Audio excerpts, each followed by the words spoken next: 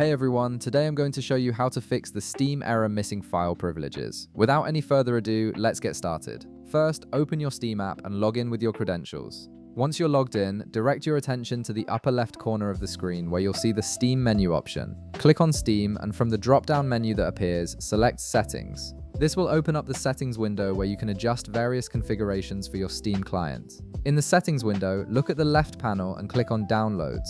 This section controls how Steam handles downloading and updating your games, which is directly related to fixing file privilege issues. Now, locate the Download Region option. Right beside it, you'll see a drop-down menu. Click on it and pick a nearby server from the list.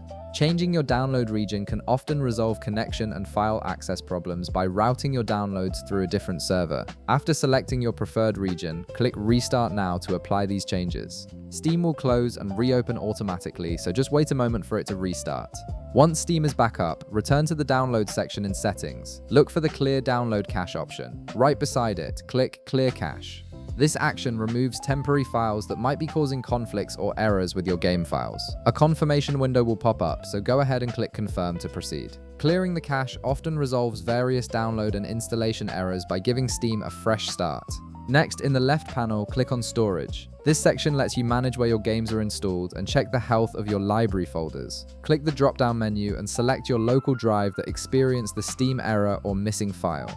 After selecting the drive, click the three dotted lines and select Repair Library. This process scans your game files and fixes any corrupted or missing data, which directly addresses the missing file privileges error you've been encountering. The repair process might take a few minutes depending on the size of your library, so be patient while Steam works through it. If you followed all these steps and you're still experiencing the error, there's one more solution to try. Close Steam completely, then locate the Steam application icon. Right-click on it and select Run as Administrator. Running Steam with administrator privileges gives it full access to system files and folders, which often resolves permission-related errors that prevent proper file access.